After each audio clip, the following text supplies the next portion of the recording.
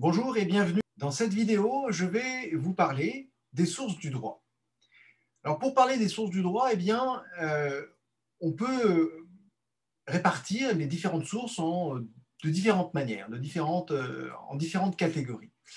Ce que je veux vous apprendre, en fait, c'est faire la distinction entre les sources que concrètement on peut exploiter devant un juge et des sources que l'on ne peut pas exploiter, mais qui sont quand même des sources qui vont permettre au droit d'évoluer et au droit de se créer. Alors d'un côté, nous avons les sources officielles du droit, dans lesquelles on va trouver des sources internes et des sources internationales. Et donc, ça fera l'objet d'une première partie de cette vidéo. Et puis donc à côté de ces sources officielles, il y a des sources qui existent, qui véritablement font évoluer le droit sans pour autant être des sources officielles parce qu'on ne peut pas les invoquer officiellement devant un juge. Ce sont donc des sources qu'on dit parfois non officielles ou officieuses, ou encore qu'on pourrait appeler des sources d'interprétation du droit. Et l'on y trouve principalement la jurisprudence. Alors, il s'agit aussi bien de la jurisprudence interne que de la jurisprudence internationale, avec notamment la jurisprudence européenne, dont je dirai également quelques mots. Et puis enfin, nous parlerons de la doctrine. Alors, d'abord, prenons les sources officielles du droit et dans un premier temps, je vais vous parler donc des sources internes.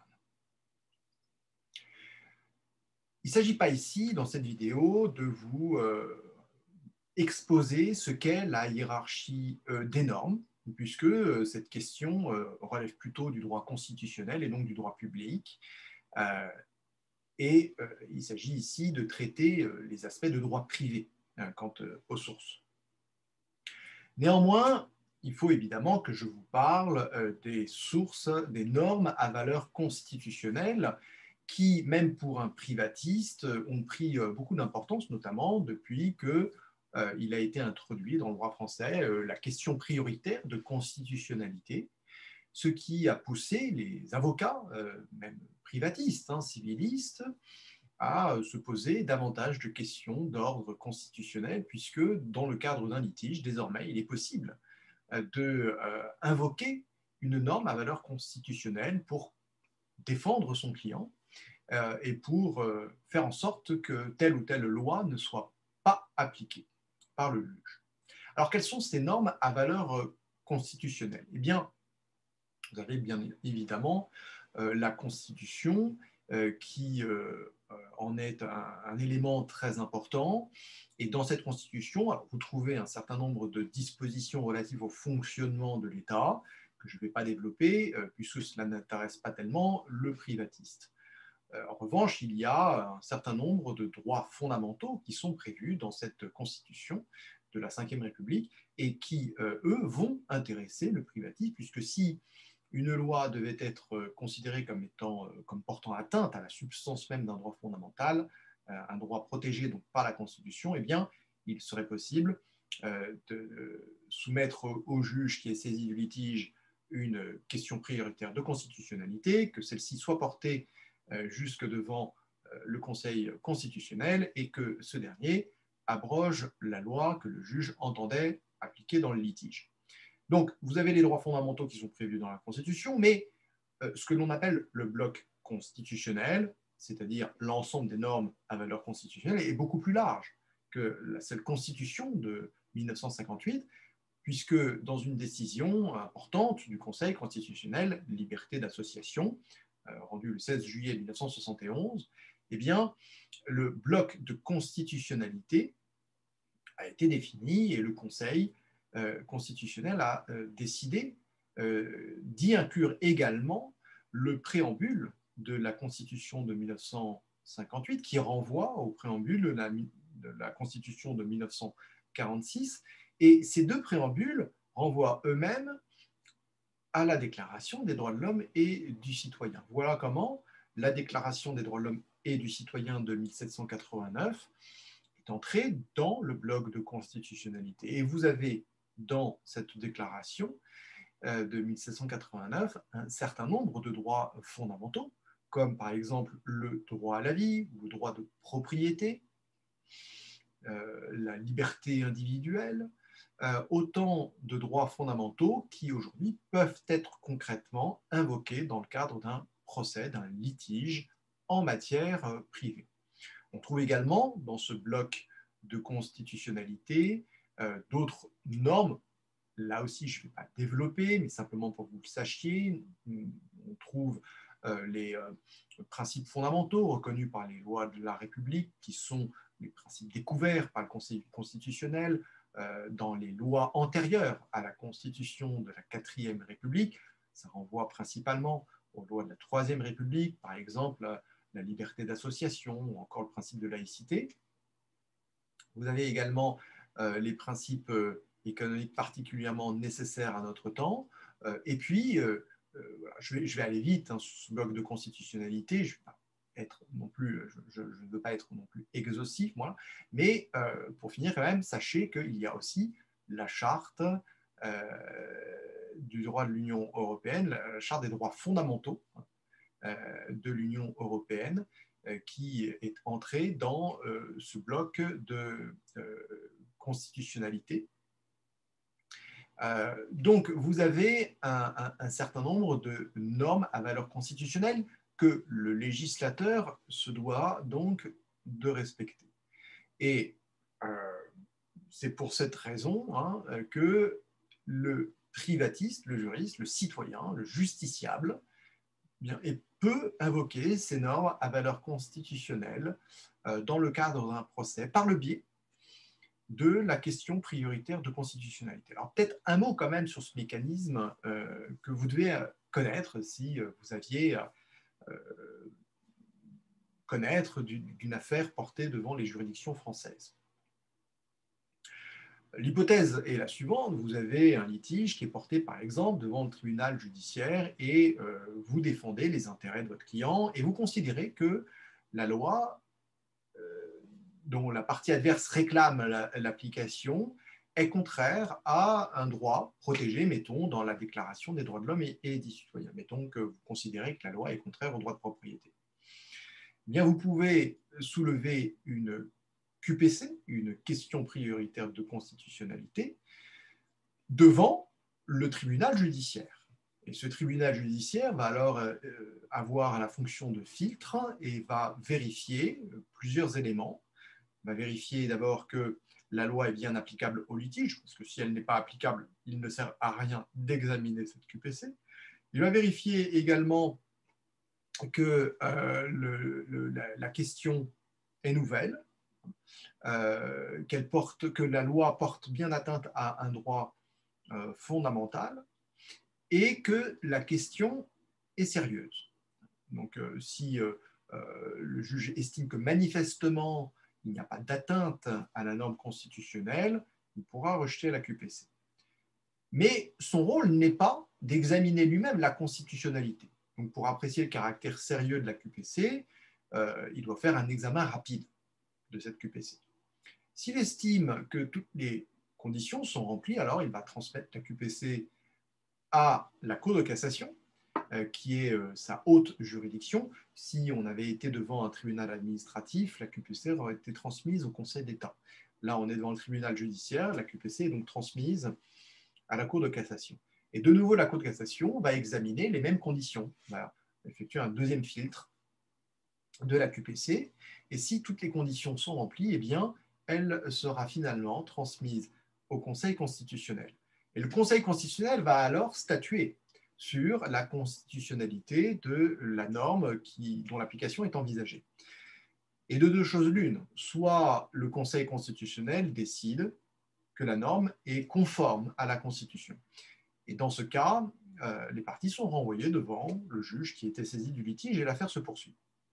Soit le Conseil constitutionnel décide au contraire que la norme n'est pas conforme à la Constitution ou au bloc de constitutionnalité, et dans ce cas, eh bien, il peut abroger la loi. Cette abrogation peut avoir un effet immédiat ou alors être différée dans le temps par le Conseil constitutionnel à une date qu'il détermine. Dans ce cas, le juge, bien entendu, ne peut pas appliquer la loi puisque celle-ci a été abrogée. Voilà ce qu'il faut savoir sur les normes à valeur constitutionnelle.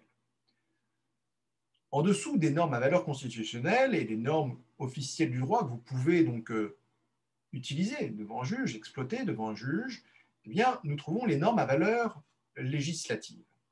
Alors, bien entendu, on pense à la loi. La loi, c'est la norme qui est votée par le Parlement. Je vous rappelle que le Parlement se compose de l'Assemblée nationale et du Sénat. Bon. Mais il y a d'autres normes en dehors de la loi qui ont la même valeur, qui ont une valeur législative. On trouve par exemple le règlement autonome, ce qu'on appelle le règlement autonome. Bon. D'abord, un mot pour que vous compreniez la différence entre une loi et un règlement autonome. Le règlement autonome, il émane du pouvoir exécutif. Comment se fait-il que le pouvoir exécutif puisse promulguer des normes à valeur législative? Eh bien parce que la Constitution de 1958 a décidé de, pour la première fois dans l'histoire de la République française, limiter le pouvoir législatif. Et il l'a fait, enfin, le pouvoir constituant l'a fait avec l'article 34 de la Constitution qui définit limitativement les domaines d'intervention du législateur. Dans tous les autres domaines, dans tous les domaines qui ne sont pas prévus limitativement à l'article 34, c'est le pouvoir exécutif qui a le pouvoir de légiférer. Par exemple, l'article 34 de la Constitution vise la procédure pénale, et l'on comprend qu'à contrario, la procédure civile relève du pouvoir exécutif. Et donc, c'est le pouvoir exécutif qui légifère en matière de procédure civile. Le code de procédure civile, c'est un ensemble de décrets et non pas de lois. Alors, règlement ou décret, c'est synonyme. Et il s'agit en l'occurrence ici, s'agissant par exemple de la procédure civile, des règlements de l'article 37 de la Constitution. Donc on distingue l'article 34 de l'article 37. Les règlements autonomes ont la même valeur qu'une loi puisqu'il n'y a pas de texte au-dessus du règlement autonome avant la Constitution. Le texte qui est au-dessus, c'est uniquement le bloc de constitutionnalité. Mais le règlement est dit autonome parce qu'il ne fonctionne pas avec une loi. Il ne fonctionne pas en binôme, en quelque sorte, avec une loi. Il est autonome. Il y a également, et il faut le signaler, l'ordonnance de l'article 38 de la Constitution. Alors, c'est un cas de figure qui est un petit peu particulier et qui, dans la pratique, ne l'est plus tellement puisque l'ordonnance est devenue monnaie courante pour légiférer. Il s'agit de l'hypothèse dans laquelle le pouvoir exécutif demande l'autorisation au législateur de légiférer dans des domaines qui, normalement, relèvent du pouvoir législatif.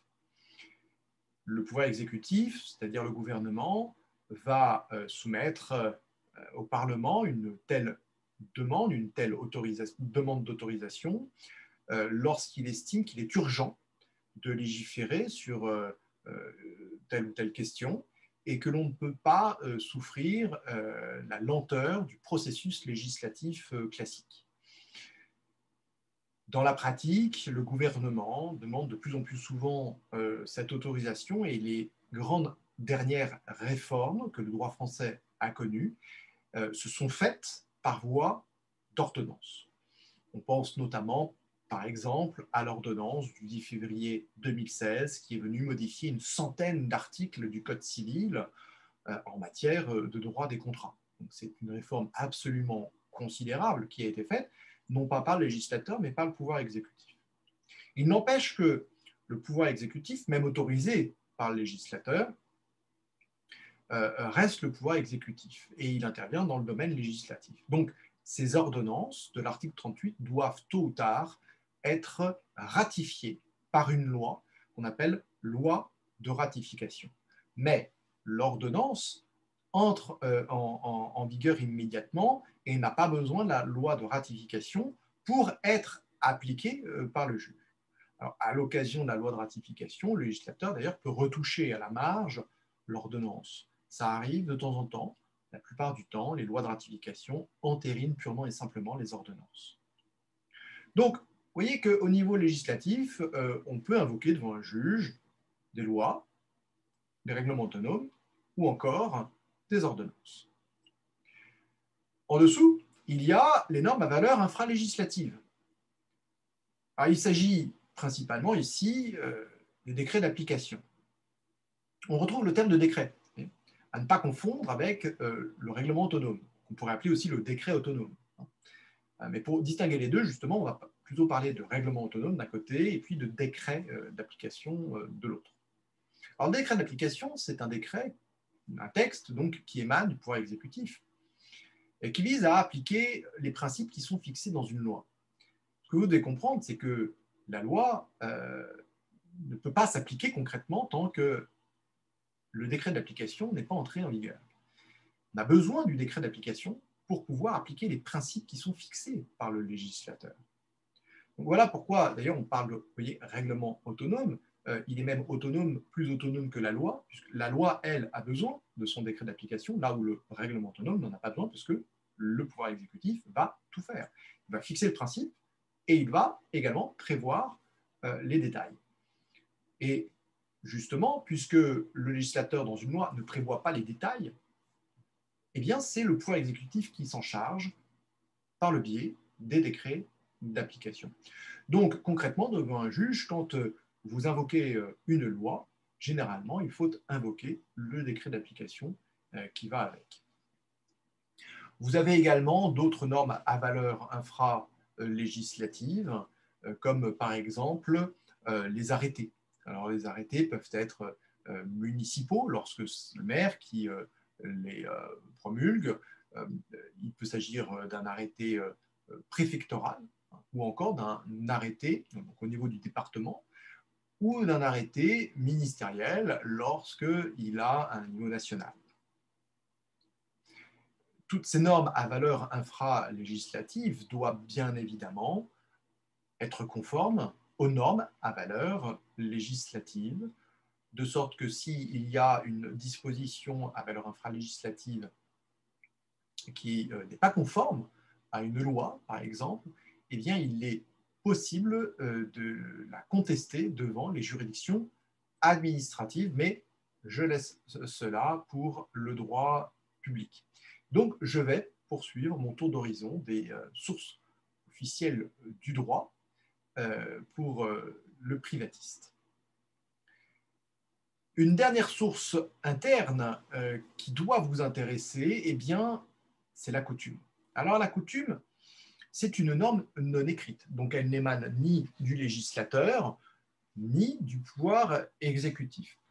Sous l'Ancien Régime, la coutume était la principale source du droit au nord de la France. Et il y en avait beaucoup. Et il y avait du coup beaucoup de disparités entre les différentes régions. Et il n'y avait pas d'égalité des citoyens devant le droit. Et donc, l'objectif notamment des révolutionnaires, en mettant la loi sur un piédestal comme source du droit, ça a été de soumettre tous les Français à la même norme. Et donc, depuis la Révolution française, les coutumes sont devenues résiduelles. Mais elles n'ont pas totalement disparu, il en existe encore aujourd'hui. Bon. Il y a différents types de coutumes. D'abord, il y a les coutumes dites praeterlegem, c'est-à-dire des coutumes qui se développent dans le silence de la loi. Il y a ainsi certains domaines qui ne font l'objet d'aucune légifération et du coup qui se trouve être un terrain très fertile pour des coutumes praeterlegem. Il y a ensuite des coutumes secundum legem, qui sont des coutumes qui viennent seconder, comme son nom l'indique, la loi, c'est-à-dire auxquelles la loi renvoie. On a beaucoup de textes, par exemple, qui renvoient aux bonnes mœurs. D'une certaine manière, cela renvoie à des coutumes secundum legem. Il y a des textes aussi, par exemple, en matière d'urbanisme, et notamment pour la hauteur des haies et clôtures, qui renvoient aux usages locaux. Et à défaut, eh bien, c'est le code civil qui va s'appliquer en la matière. Donc, il y a un certain nombre de coutumes, secundum legem, qui s'appliquent aujourd'hui. Et puis enfin, il y a une dernière catégorie de coutumes, ce sont les coutumes contra legem. Les coutumes contra legem sont les coutumes qui viennent contredire la loi. En principe, lorsqu'une loi entre en vigueur, elle met fin à une coutume qui lui était contraire. C'est notamment ce que prévoit et ce qu'explique Portalis dans son discours préliminaire du Code civil et ce que prévoit le texte d'entrée en vigueur du Code civil. Cela met fin aux coutumes qui étaient contraires. Il se trouve néanmoins que, alors même que la loi est entrée en vigueur, la coutume contra legem continue à être appliquée, respectée par les citoyens. Dans ce cas, la question se pose de savoir si ce n'est pas la coutume contra legem, finalement, qui l'emporte sur la loi, puisque dans la pratique, c'est la coutume contra legem qui va être appliquée. Alors, on avait un exemple assez classique de coutume contra legem qui vient, qui continue à s'appliquer aujourd'hui, c'est la solidarité en matière commerciale. Le principe de solidarité doit normalement être prévu par contrat, mais en matière commerciale, il y a une coutume contra legem qui fait que les commerçants sont solidaires entre eux. Donc, cette solidarité en matière commerciale, c'est une coutume contra legem et finalement, le législateur n'est jamais intervenu pour y mettre fin spécifiquement. Donc, il a laissé se développer cette coutume contra legem. Donc, ça peut arriver aussi que nous ayons des coutumes contra legem. Il reste quand même un dernier point, s'agissant de la coutume, c'est de savoir dans quel cas on peut concrètement invoquer une coutume devant le juge. Qu'est-ce qu'il faut faire? Bon, quand vous voulez invoquer une loi, ce n'est pas compliqué. Vous avez le code, vous avez Légifrance, vous avez le bulletin, le journal officiel. Donc, vous avez très facilement la preuve que la règle existe. S'agissant de la coutume, c'est une règle non écrite. Alors, quand vous alléguez une coutume devant le juge, eh bien, il faut en rapporter la preuve. Alors, il y a des coutumes qui sont tellement connues que, dans le fond, on ne va pas exiger de vous une preuve particulière. C'est le cas, par exemple, de la solidarité en matière commerciale. Mais si vous invoquez un usage local, par exemple, pour la hauteur des haies et clôtures, eh bien, il faut rapporter la preuve de l'existence de cette coutume.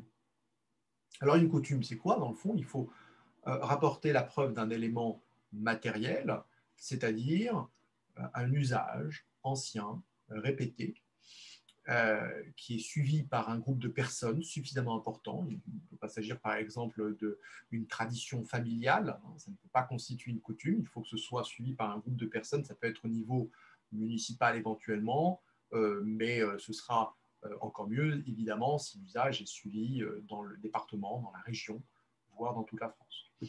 Donc, il faut rapporter une preuve, un élément matériel, un usage répété suivi par un groupe de personnes, et il faut prouver également un élément psychologique qui est la croyance qu'il s'agit d'une règle de droit, qu'il s'agit d'une règle obligatoire.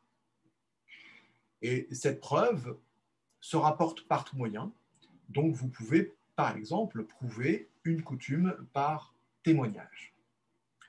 Donc voilà les sources internes que vous pouvez invoquer concrètement dans un litige devant un juge français. Voyons alors désormais les sources internationales. Les sources internationales se sont beaucoup développées à partir de la fin du XIXe siècle et surtout au XXe siècle avec l'accélération des échanges commerciaux notamment. Il y a beaucoup de conventions internationales qui se sont conclues. Alors dans ces sources internationales, on trouve précisément les conventions internationales qui peuvent être de plusieurs types. Il y a les conventions bilatérales ou encore les conventions multilatérales. Une convention est dite bilatérale lorsqu'elle est signée par deux États et multilatérale lorsqu'elle est signée par plus de deux États. Convention internationale, c'est également synonyme de accord international, donc vous pouvez utiliser un terme ou l'autre indistinctement. On parle aussi de traités internationaux. Alors, ensuite, on a nos petites habitudes quand même. Quand on parle de traité, on pense plutôt au traité de l'Union européenne. Mais sinon, vous pouvez parler d'accord ou de conventions internationales indistinctement. Les conventions internationales ont une valeur très importante de notre droit français, puisque en vertu de l'article 55 de la Constitution, les conventions internationales ont une valeur supérieure aux normes à valeur législative. Ce qui signifie que, de la même manière que le législateur ou le pouvoir exécutif doit respecter les normes à valeur constitutionnelle, il doit également respecter les normes internationales, les conventions internationales.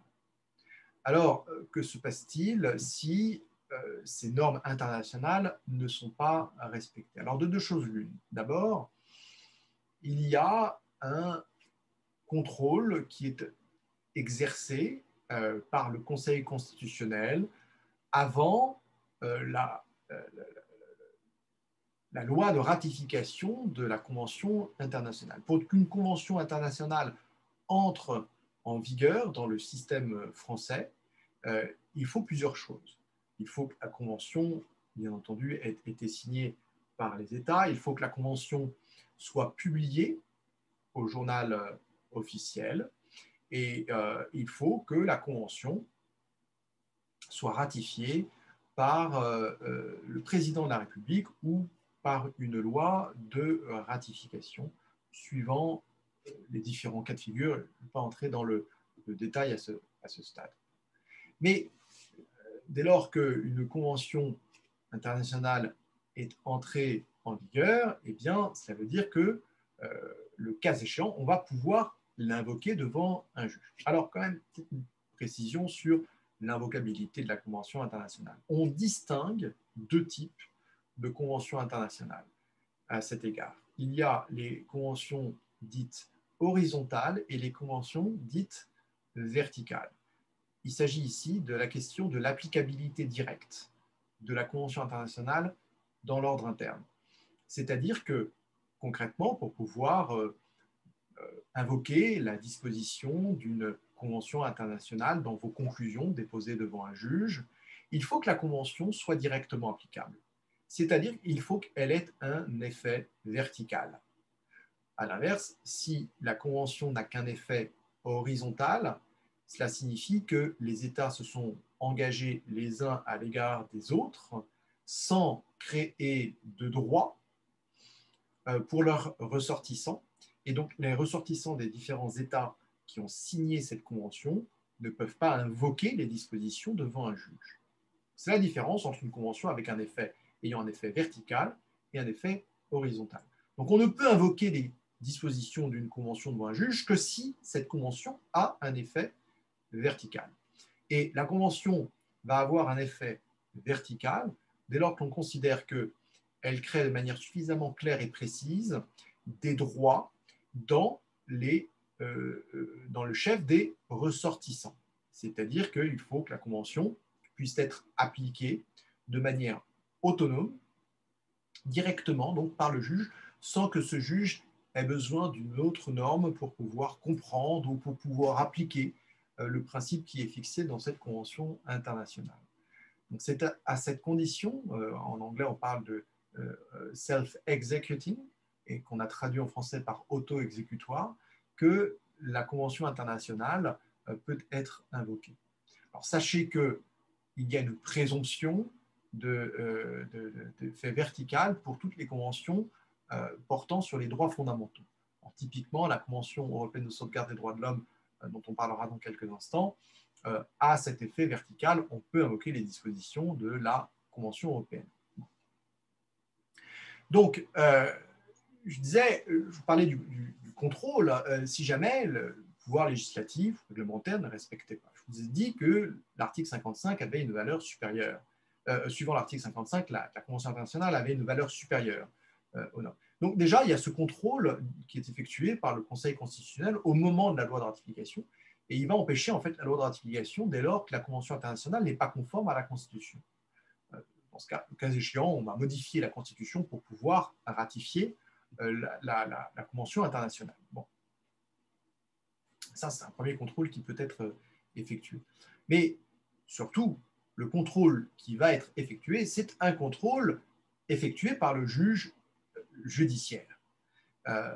Même contrôle de conventionnalité, hein, comme on l'appelle, est effectué aussi par les juridictions administratives, mais je vais m'intéresser, moi, aux juridictions judiciaires.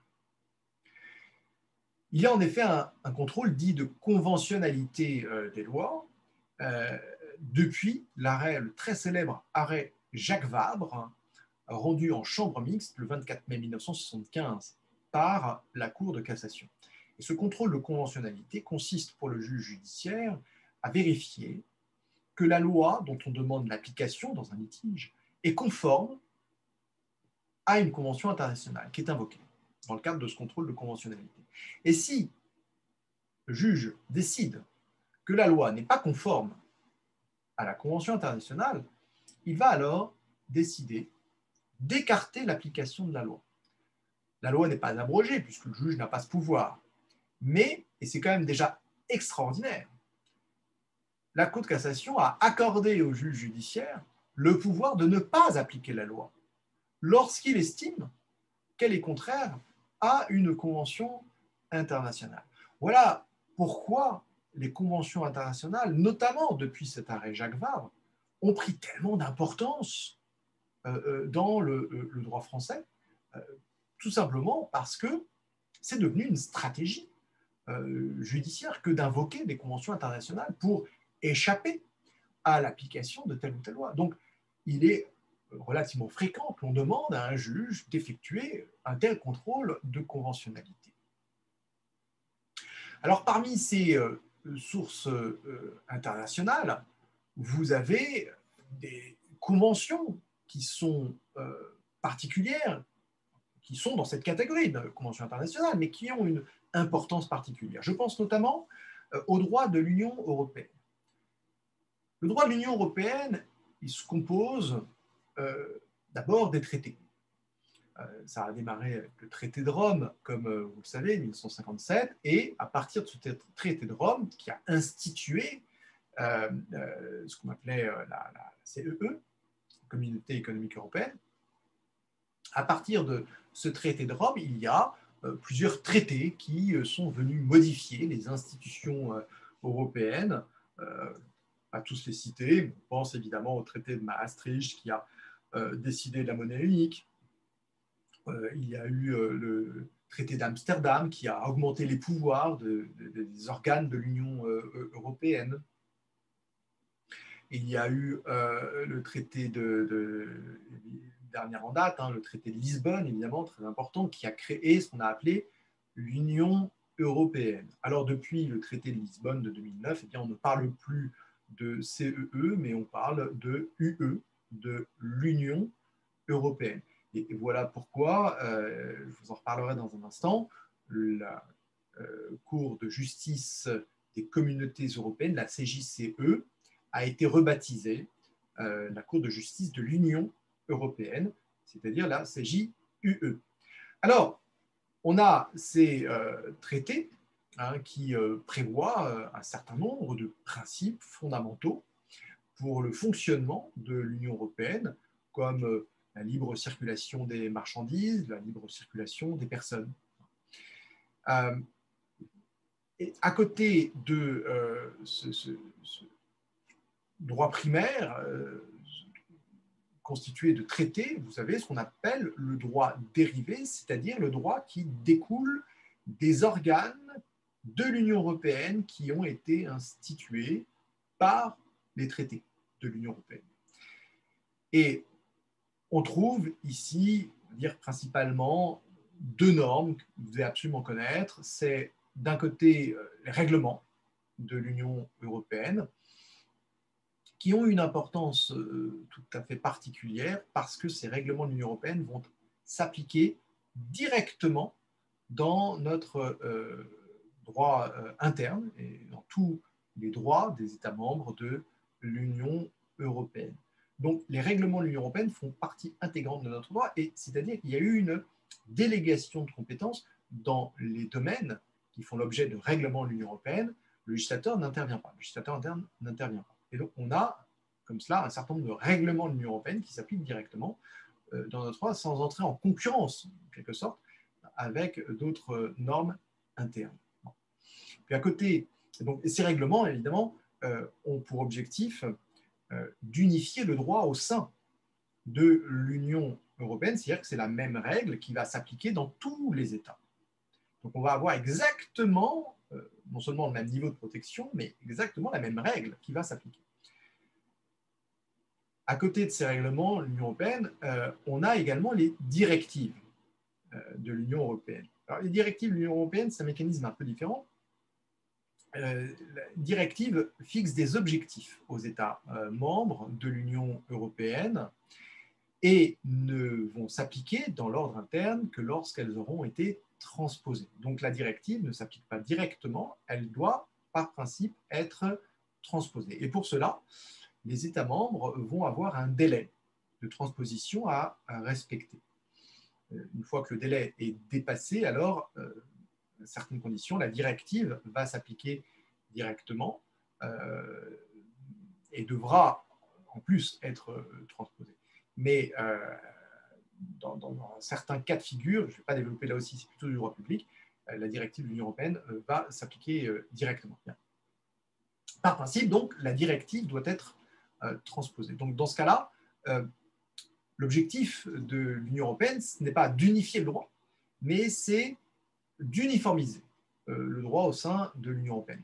Pourquoi uniformiser? Parce que les directives vont donner lieu à, tantôt en France, des lois, tantôt ailleurs d'autres types de normes, et pour atteindre les objectifs fixés par l'Union européenne, on va emprunter des chemins qui peuvent être un peu différents. Et donc, nous n'aurons pas au sein de l'Union européenne des normes exactement identiques qui vont s'appliquer. C'est-à-dire que les États ont une petite marge pour adapter la directive dans l'ordre interne. En revanche, on a un niveau de protection qui est comparable entre les différents États membres lorsqu'il y a une directive. Puis ensuite, vous avez d'autres types de normes, comme les décisions qui ne vont s'appliquer qu'à certains États qui sont visés dans la décision, ou encore les avis et les recommandations. Concrètement, ce qui doit vous intéresser en tant que source officielle du droit, eh bien, ce sont les règlements et les directives.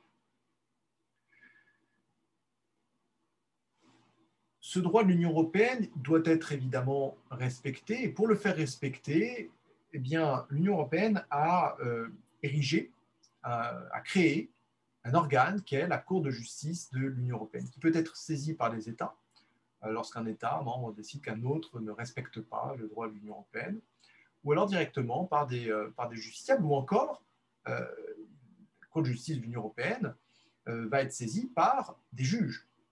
Et parce que les juges, dans l'ordre interne, doivent respecter les conventions internationales et notamment le droit de l'Union européenne, ils peuvent saisir la CJUE d'une question dite préjudicielle qui va permettre aux juges français, par exemple, de connaître, de savoir quelle interprétation il faut donner à telle ou telle disposition du droit de l'Union européenne, à tel ou tel article de tel ou tel règlement.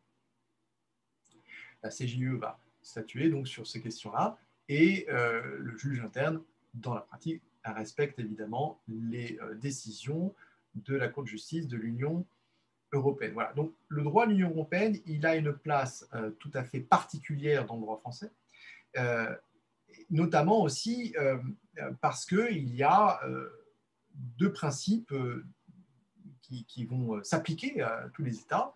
Le premier principe, c'est le principe d'efficacité du droit de l'Union européenne, suivant lequel le droit de l'Union européenne doit être appliqué immédiatement. Il doit être appliqué immédiatement par tous les États membres et par tous les juges notamment, sans que ceux-ci n'aient à attendre l'entrée en vigueur de telle ou telle norme ou telle décision de je ne sais quel conseil constitutionnel.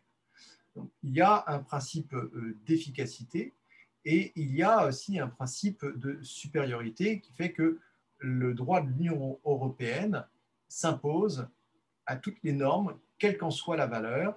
Et d'après la Cour de justice de l'Union européenne, le droit de l'Union européenne a une valeur supérieure aux normes à valeur constitutionnelle. Ce qui n'est pas le cas des autres conventions internationales. S'agissant du droit de l'Union européenne, c'est tout à fait particulier. Donc, intéressez-vous à ce droit et surtout, ayez conscience que ce bloc de normes ont une importance tout à fait particulière dans notre système français. Enfin, pour vous parler des conventions internationales, des sources internationales, je voudrais vous parler un petit peu de la Convention européenne de sauvegarde des droits de l'homme et des libertés fondamentales. On appelle plus rapidement souvent la Convention européenne des droits de l'homme. C'est une convention qui a été signée en 1950 par un certain nombre d'États. Aujourd'hui, il y a 47 États signataires de cette convention. En fait, ce sont tous des États qui sont membres du Conseil de l'Europe. Donc ça dépasse évidemment le cadre de l'Union européenne. Bien sûr, tous les États membres de l'Union européenne font partie du Conseil de l'Europe et donc sont soumis à la Convention européenne de sauvegarde des droits de l'homme et des libertés fondamentales, mais il y a d'autres États qui n'appartiennent pas à l'Union européenne, qui sont soumis aussi à la Convention européenne de sauvegarde des droits de l'homme. On pense par exemple à la Turquie ou encore à la Russie. Cette Convention européenne de sauvegarde des droits de l'homme, elle garantit un certain nombre de droits et libertés fondamentaux que l'on retrouve aussi par ailleurs dans les normes à valeur constitutionnelle françaises. On a le droit à la vie, par exemple, ou encore l'interdiction de la torture ou des pratiques barbares. Et puis, on a un certain nombre de droits qui, dans la pratique, sont devenus très, très utiles aux plaideurs et donc aux justiciables, comme par exemple le droit à un procès équitable qui est protégé à l'article 6, paragraphe 1 de la Convention européenne de sauvegarde des droits de l'homme. On peut penser aussi, peut-être pas citer évidemment tous les articles de cette convention, mais les principaux. Vous avez à l'article 8 le droit au respect de la vie privée qui est protégé, à l'article 10 la liberté d'expression, à l'article 12 le droit de se marier, l'article 14 la prohibition de la discrimination. Vous avez un certain nombre de droits fondamentaux protégés dans cette convention européenne de sauvegarde des droits de l'homme. Et puis à côté de cette convention européenne de sauvegarde des droits de l'homme, il y a aussi ce qu'on appelle les protocoles additionnels. C'est-à-dire qu'après 1950, le Conseil de l'Europe a proposé à certains États de signer des protocoles additionnels qui ont la même valeur que les dispositions de la convention elle-même. Alors, pourquoi on a utilisé cette technique? Parce que l'on voulait, dans les années 50, que la Russie signe cette convention européenne de sauvegarde des droits de l'homme, ce qui empêchait absolument d'y inclure le droit de propriété, parce qu'il n'était pas imaginable qu'un État communiste comme l'URSS signe une convention qui garantit de manière fondamentale le droit de propriété.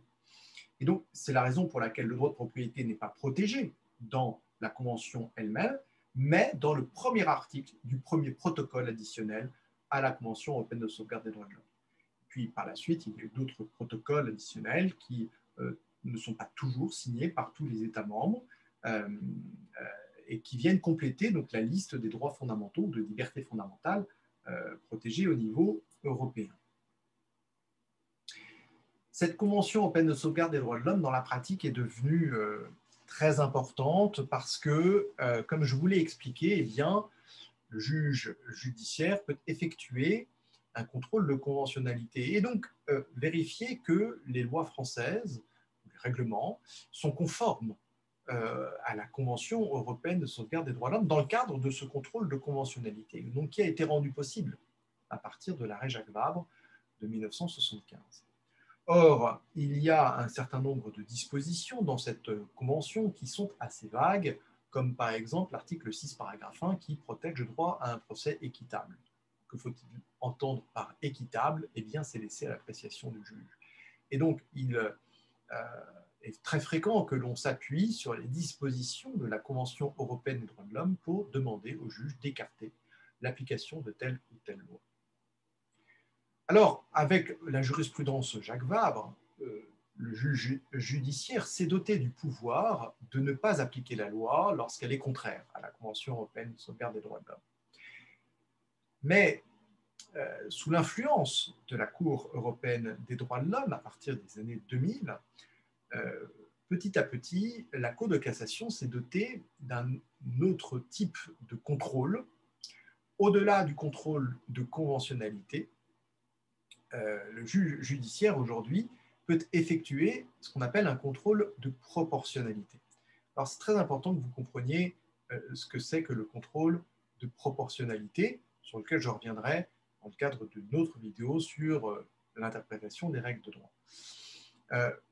La mise en œuvre des règles de droit. Le contrôle de proportionnalité, en quelques mots, si vous voulez, il consiste à effectuer un contrôle de conventionnalité in concreto. C'est-à-dire que le juge va vérifier que, dans le cas d'espèce, il n'y a pas d'atteinte disproportionnée par rapport au but légitime poursuivi par le législateur. Et donc, en un mot, si vous voulez, pour que vous compreniez mon propos sur les sources internationales, c'est qu'avec le contrôle de proportionnalité, le juge peut désormais décider d'écarter l'application d'une loi qui, objectivement, est conforme à la Convention européenne de sauvegarde des droits de l'homme, mais qui, au cas d'espèce, est jugée contraire à la Convention européenne de sauvegarde des droits de l'homme. Donc voilà que le juge, aujourd'hui, peut écarter l'application d'une loi qui est pourtant conforme à la Convention européenne de sauvegarde des droits de l'homme. Et donc, le développement de ce contrôle de proportionnalité est décrié par une partie de la doctrine civiliste française qui considère que le juge s'est doté d'un pouvoir exorbitant, d'un pouvoir trop important par rapport à celui qui devrait être le sien et qu'il sort de son rôle de bouche de la loi, comme l'appelaient les révolutionnaires, notamment Montesquieu. Et donc, le contrôle de proportionnalité offre un pouvoir très important aujourd'hui aux juges.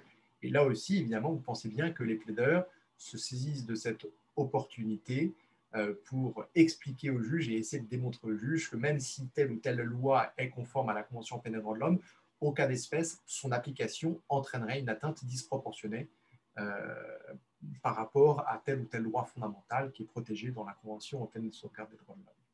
Voilà. Pour en savoir un peu plus sur le contrôle de proportionnalité, j'ai conscience que je suis allé un peu vite là. Je vous invite à écouter et visionner la vidéo sur la mise en œuvre des règles de droit. J'y reviendrai. Voyons à présent les sources d'interprétation du droit comme je vous l'annonçais. Alors, dans ces sources d'interprétation du droit, nous avons d'abord la jurisprudence interne. Quand on parle de jurisprudence, on vise d'une manière large toutes les décisions de justice qui sont rendues sur un territoire.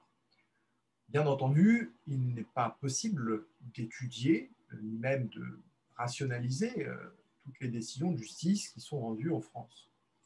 Et donc, la jurisprudence que l'on étudie, c'est celle de la Cour de cassation. Il arrive que l'on étudie aussi telle ou telle décision rendue par tel tribunal de première instance ou telle cour d'appel. Mais, plus généralement, quand on parle de jurisprudence en plus de précision, on vise la jurisprudence de la Cour de cassation. Ce qui est important de comprendre, c'est que la jurisprudence, c'est un ensemble de décisions. Et donc, une seule décision, un seul arrêt de la Cour de cassation ne constitue pas à lui seul, donc, une jurisprudence. Pour parler de jurisprudence, il faut qu'il y ait une constance, qu'il y ait une répétition. Et voilà pourquoi, lorsque, pour la première fois, la Cour de cassation va changer la solution qu'elle retenait jusqu'alors, on parle de revirement de jurisprudence. Mais avant de savoir s'il y a véritablement un revirement de jurisprudence, il faut toujours attendre, après cet arrêt, de voir si la Cour de cassation maintient cette nouvelle solution ou non, ou s'il s'agissait d'un cas isolé. Donc, la jurisprudence, c'est un ensemble de décisions qui mettent en application des règles de droit. Pourquoi je ne les ai pas classées dans les sources officielles du droit? Tout simplement d'abord parce que je veux que vous compreniez que dans des conclusions devant un avocat, ou devant un juge, on ne peut pas fonder une demande sur des arrêts de la Cour de cassation. Ça n'empêche pas de citer des arrêts de la Cour de cassation dans des conclusions, mais cela ne doit en aucun cas constituer le fondement juridique. C'est-à-dire que tout ce que vous demandez doit être fondé sur des règles de droit officielles. Une loi, un règlement, une convention internationale, etc. Voire une coutume. Mais pas des arrêts de la Cour de cassation. Pourquoi? Parce qu'officiellement, la Cour de cassation n'a pas le droit de créer des règles de droit. C'est ce qui ressort de l'article 5 du Code civil qui prohibe les arrêts dits de règlement. C'est-à-dire que l'article 5 du Code civil prévoit qu'il est interdit au juge de disposer par voie de disposition générale et réglementaire.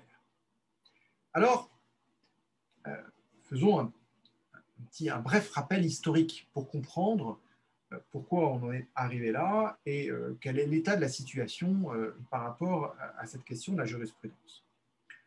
Sous l'Ancien Régime, les parlements de province, qui étaient des sortes de cours de cassation locales ou de cours d'appel, si vous voulez, les juridictions supérieures en tout cas, les parlements de province avaient un double pouvoir. Ils avaient d'abord la fonction de, évidemment, juge, et à cet égard, ils fonctionnaient un peu comme des cours de cassation, c'est-à-dire que les parlements de province rendaient ce qu'on appelait des arrêts de règlement qui s'imposaient aux juges locaux. Donc, par ces arrêts de règlement, eh bien, les parlements de province créaient des règles de droit. Et par ailleurs, ces parlements avaient également la fonction de chambre d'enregistrement de toute norme pouvant s'appliquer dans le territoire qui relevait de son ressort. Et à cet égard, donc, les ordonnances royales, les édits royaux, devaient passer par ces chambres d'enregistrement qu'étaient les parlements de province. Et à l'occasion donc de l'examen d'un édit royal, pour que cet édit royal puisse s'appliquer, encore une fois, dans la province, le Parlement avait le pouvoir d'adresser au roi des remontrances. Et ce faisant, donc, le Parlement s'opposait à l'entrée en vigueur de telle ou telle règle qui était voulue par le roi. Alors, face à une telle résistance, le roi avait la possibilité de faire ce qu'on appelait un lit de justice, ce qui consistait à se déplacer dans la province et d'aller s'asseoir sur un lit qui avait la forme d'une méridienne, si vous voulez, au sein de l'Assemblée, hein, puisque c'était des parlements, donc il y avait des assemblées, et d'exposer en fait les raisons de son ordonnance. Et à l'issue de cette séance, eh bien, l'ordonnance entrait en vigueur. C'est-à-dire qu'il n'y avait pas de discussion à la fin, il n'y avait pas de débat, et le roi passait ainsi en force. Alors, il y a des monarques qui avaient beaucoup d'autorité, qui ont beaucoup pratiqué le lit de justice pour réformer à marche forcée la France. Ça a été le cas, par exemple, de Louis XIV. Il y a des monarques qui ont eu moins d'autorité, comme Louis XVI, et qui n'ont pas pu réformer la France comme il l'aurait souhaité. Alors, l'une des raisons, hein, l'un des facteurs de la Révolution française, c'est que pendant tout le règne de Louis XVI, les parlements de province ont fait de la résistance et ont adressé beaucoup de remontrances à Louis XVI, et que, craignant que cela dégénère en guerre civile, il n'a pas voulu passer en force. Et donc, il a été un peu pieds et poings liés. Il n'a pas fait passer notamment les réformes fiscales qui étaient absolument indispensables pour les finances du royaume. Et donc, la France s'est enfoncée dans une crise économique sans précédent. Et ça a été l'un des facteurs de la Révolution française, puisqu'il y a eu un appauvrissement très important. Alors, bien entendu, en parallèle, il y avait le faste de l'aristocratie à Versailles, qui était en contraste et qui a alimenté beaucoup, évidemment, de haine, de rancœur. Mais plus profondément, si vous voulez, le faste existait aussi sous Louis XIV, il n'y a pas eu de Révolution française. Pourquoi? Parce qu'il y a eu des réformes. La France a été réformée. Ça n'a pas été possible avec avec Louis XVI. Alors, une fois que les révolutionnaires avaient pris le pouvoir, eh bien, ils avaient très bien compris que les juges avaient entre leurs mains le pouvoir immense de renverser le pouvoir qui était en place. Et donc, ils ont décidé, les révolutionnaires, de priver les juges de ce pouvoir qui découlait en réalité de leur pouvoir de rendre des arrêts de règlement. Bon, je schématise, il y a d'autres raisons qui ont conduit à cette prohibition des arrêts de règlement, notamment de temps en temps un dysfonctionnement de la justice, notamment celui qui consistait à se faire payer, évidemment, par les partis, notamment c'était la partie qui gagnait, qui payait le juge. Et donc vous pensez bien que quand vous aviez un riche contre un pauvre, bah, le juge qui avait quand même une boutique à faire tourner avait plutôt tendance à vouloir faire gagner le riche pour être sûr d'être payé. Bon. Donc, tout cela a conduit, si vous voulez, à prohiber les arrêts de règlement. Et depuis la Révolution française, l'idée qu'il faut retenir, c'est que c'est le législateur qui décide de la solution à donner au litige par le biais des lois. Le juge n'est là que pour mettre en œuvre ce qui a été décidé par le législateur. Et donc, le juge n'a absolument pas le pouvoir de créer des règles de droit. Ce principe, qui découle notamment de l'article 5 du Code civil, s'applique encore aujourd'hui. L'article 5 est encore en vigueur. Simplement, chasser le naturel, il revient en galop. Vous avez un certain nombre de dispositions, notamment dans le Code civil, qui sont relativement vagues et qui offrent au juge une grande marge d'appréciation. Et en réalité, il y a un certain nombre de textes, si vous voulez, qui ne disent pas grand-chose et qui ont permis aux juges, et notamment à la Cour de cassation, de créer véritablement un certain nombre de règles de droit. Et notamment, ça s'est beaucoup développé, ça s'est beaucoup accéléré à la fin du 19e et au début du 20e siècle, parce que la Cour de cassation s'est un petit peu émancipée du pouvoir législatif dans son interprétation. C'est-à-dire que l'interprétation des règles de droit par la Cour de cassation, à partir de la fin du 19e siècle et au début du 20e siècle, est devenue de plus en plus, on va dire, extensive. Et la Cour de cassation s'est permis d'aller parfois à l'encontre de la lettre du texte lorsqu'elle considérait que c'était mauvais. Et justifiant bien entendu sa solution par une interprétation dite ratio legis, c'est-à-dire la recherche de la volonté du législateur. Mais évidemment, quand on commence à faire dire à un législateur qui a plus de 150 ans quelque chose, on peut lui faire dire ce que l'on veut. Bon. Enfin, vous m'avez compris, plus ou moins ce que l'on veut. Et donc, à partir de la fin du 19e et du début du 20e siècle, la Cour de cassation s'est mise à rendre ce qu'on a appelé des arrêts de principe, c'est-à-dire des arrêts par lesquels elle énonce un principe qui n'est pas expressément prévu dans la loi, mais qui découle officiellement d'un texte. Donc, il arrive qu'encore aujourd'hui, la Cour de cassation s'appuie sur un texte qui est assez vague et qu'elle énonce un principe très précis. Donc, dans ce cas de figure, alors officiellement, c'est le texte qui prévoit la règle très précise, mais en réalité, c'est quand même bien la Cour de cassation qui a prévu cette règle très précise. Donc voilà pourquoi il y a une ambiguïté, c'est que la Cour de cassation, elle a été amenée dans un grand nombre de cas quand même à créer des règles de droit, mais sans le dire. Elle n'a pas le droit officiellement de dire que c'est elle qui a créé les règles de droit. Et la difficulté, c'est que ces règles de droit qui ont été créées par la Cour de cassation ne peuvent pas être invoquées telles quelles dans des conclusions, par exemple.